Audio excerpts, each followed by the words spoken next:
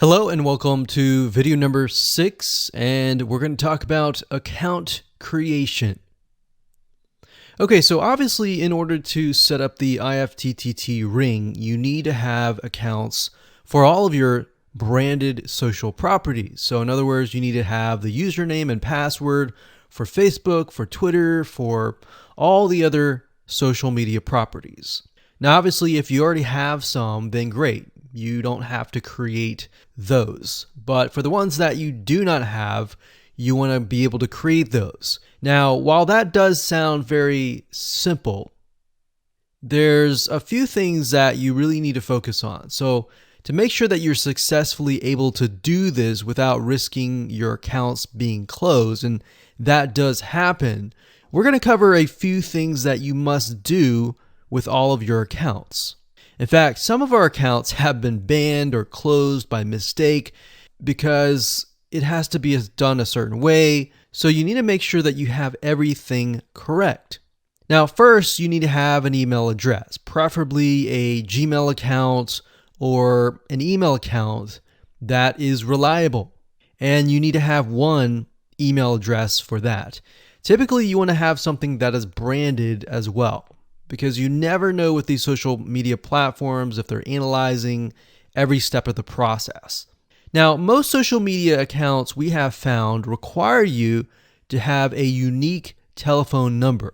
So you will need to use either yours or you'll need to get one. If you don't have one and you don't want to use your personal telephone, there are several places to get unique telephone numbers that can be used for both voice and SMS. And the reason why you want to have it for SMS as well is because some of these social media platforms will send you a text message. Now, one in particular that we use is called line2.com. That's line2.com. And of course, there are many out there, but this is just one that we have tested and it works really well. So a lot of times when you create a brand new social media property, an account, you need to have a unique telephone number. Now, the reason for needing a unique telephone number is because most social media platforms, they really want to make sure that you are legitimate, especially nowadays. They have a lot of checks and balances and things that you need to get around to make sure that your account stays open. In fact, recently, Facebook has been on a major crackdown, especially with everything that's been going on in the news. They want to make sure that you're legit and that you are not fake. Another thing is you'll also need to have a short bio, a description about your business, your website URL, a picture that is yours, and a professional, or if you don't have your picture, you can use a professionally royalty-free stock photo. Now, why do you need all this information? Well, the reason why you need all this information is because when it comes to account creation, you are going to need to have every piece of these items in hand to copy and paste over. Obviously, if you outsource this process, it's going to be a lot easier. And with that case, you're definitely going to need these items. And it's just going to make your life a lot easier when you're able to copy and paste and all of that. Your picture is actually very important because even Facebook will review photos on all accounts to make sure that fake accounts are not created. In fact, we created an account one time and it was using kind of a fake image. And even though it was royalty free and all of that, Facebook declined it and in fact did not approve the account. So they really want to make sure that your account is legitimate. Now, it's best if you take all this information and you write it out in an Excel spreadsheet so that you have it in hand, you have the username and passwords of all the social media properties, and you can simply log in and begin to create the accounts. So those are kind of the best practices that we have found over the years in terms of creating accounts. And while some of those seem very basic, the one that really stood out that was really important was making sure that you had that unique telephone number. Okay, so hello and welcome to video number 7. We're going to talk about outsourcing. So, as you can imagine, creating a ring is very time consuming, especially depending on how big the ring is and how many rings there are and all of that. So, it can go anywhere from a few hours to a few days to even a few weeks. And that's the reality of it is it takes hard work, but once it is set up and running, then you will begin to get better search engine ranking and you'll be able to get more exposure. So like I said, it can take a week or two for someone who's never done this before. In fact, if you outsource it, it's most likely going to take about a week for somebody who knows how to get things done, because account creation takes a lot of time, and then connecting everything from the triggers to the if else statements and all of that. So what we found over the years is outsourcing is worth it. It's only about $50 to $100 if your 2 weeks are worth more. Obviously, if you're struggling with money and time is of essence and you have a lot of time, then you can set these up yourself. But for the most part, we found that you really need to focus on your business and on whatever you're promoting. So go ahead and outsource this and it'll be worth your while. So let's discuss where you should go to find someone. And lucky for you, we've actually used several of these places. So we will show you particular vendors and freelancers that we have used so that you can simply just copy and paste. So what you want to do is you want to go to a specific website called legit.com with 2 I's. So LEGIIT.com. And when you get to this page, you want to type in IFTTT up at the top in the search bar, click enter, and then you're going to see a bunch of freelancers that can provide this service. So as you can see here, it says I will create an IFTT network, and as you can see, there are like 4 different rings. So typically one ring will cost you about $50. So this guy here, his name is Gemini Guy. We've actually used him before and gotten fairly good results.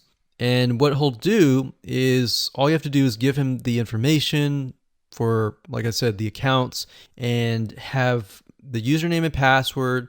And what we usually do is we create a brand new email account. So it's nothing related to the old business accounts or anything like that. So it's a new email account, all the information on a spreadsheet, and then we send it over to him. He creates the accounts, and then he logs into your IFTTT account, which you'll need an account for that as well. And then he'll set everything up.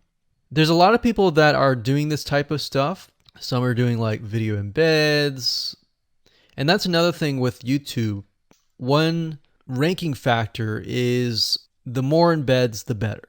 But the more embeds that are done on a branded social property or a property that is actually related to your theme, that is actually better. The reason why is an embed is kind of considered a backlink to YouTube. So if we were to create a IFTT network that is specifically creating as many embeds in different social media properties, that can help as well. So we can have a ring or several rings, and on top of that, we can have video embeds. Now, the nice thing about legit.com is it's really focused on a lot of online marketing, SEO, and other different services like backlinks, PBN links, and all of that. But what we found is you don't want to get too fancy. You want to start out slow and work your way up. Because if you start just throwing a bunch of backlinks or even video embeds right away, it doesn't look natural, right? If you release a piece of content, sometimes it can take a week or weeks until you start getting hundreds or even thousands of likes or engagement. So you don't want to throw thousands or even hundreds of thousands of backlinks right away, right? So that's not going to look natural. And going back to what we talked about earlier in the previous videos, does it look natural? If it doesn't look natural or doesn't seem natural, then that can be a problem. So legit.com is an awesome site to go to. And this guy right here, Gemini guy, like I said, is someone that we've used. Now, obviously, you can go to these other people and look at the reviews and see if they have good reviews and see what other people are saying. Hello and welcome to video number 8. This is all about testing and making sure that you understand how to test it to make sure that it works.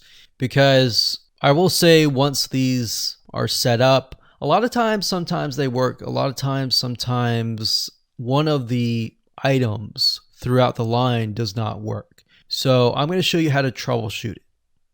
So whether you created the ring yourself or you hired somebody to do it, testing is very, very important. In fact, we outsource most of our rings, but yet we still have to go back and test it out. A lot of times when these freelancers are in the mode, they'll test it out, but they're really relying on you to test it out because they can't upload a YouTube video to your YouTube channel unless they have access. And a lot of times we don't give them access for, privacy and security reasons. So let's go ahead and discuss how to do that. So let's hop on back over to IFTTT and I'll show you how you need to test things out. Okay, so we're back at IFTTT, and what I recommend that you do is you open up the Excel spreadsheet that the freelancer gives you or that you've created yourself. And on that Excel spreadsheet, it should have your username and password and all the links to all of the accounts that were created. So in that case, how do we test it out? Well, obviously we're going to need to upload a video to YouTube. Now, I'm not going to do that now, but if you upload that, everything should work throughout the network. So the way you can test things out is simply by going to the websites that are in the Excel spreadsheet. So once you go there, if it has been posted, it works. If it's not working. If it's not working, then you'll need to kind of troubleshoot it. Either get the guy who created the ring to help you out, or if you did it yourself, this is basically what you need to do. So you need to check through and figure out what's not working. So if we found that the YouTube video is not being posted to blogger.com, we need to figure out why. So we need to go to the applet. So this in case is the YouTube like to Blogger. So it's a little bit different than the upload to YouTube channel. But if we click on that, you can see here that we have the applet that goes from YouTube like to Blogger. So if we click on this here, you can actually get a better view of what's happening. So basically anytime a YouTube video is liked, we create a post on Blogger, we put the title, we put all this. Now we need to figure out why. Usually a lot of times the reason why it's not posting is because it's not connected to the account. So you want to make sure that it's actually connected. If it is connected, then sometimes you'll need to look at, for example, this. Is it posting the title and maybe not the video? Or is it not posting everything? If it's not posting everything, it usually means it's a connection issue. If it is posting like the title, but not the body or the YouTube, then maybe it's the embed code is incorrect. So you can check that. So really what it comes down to is just trial and error. But if you really outsource this, it's really going to be a lot easier. But that's what we found to be the case, and most of the time is that the services are not being connected. And I will say IFTTT, sometimes it's can be hit or miss. And sometimes in that case, the services may or may not be working. And that's really reliant sometimes on the YouTube channel, the social media platform, and all of that. So hopefully those tips can help you along the way when it comes to testing.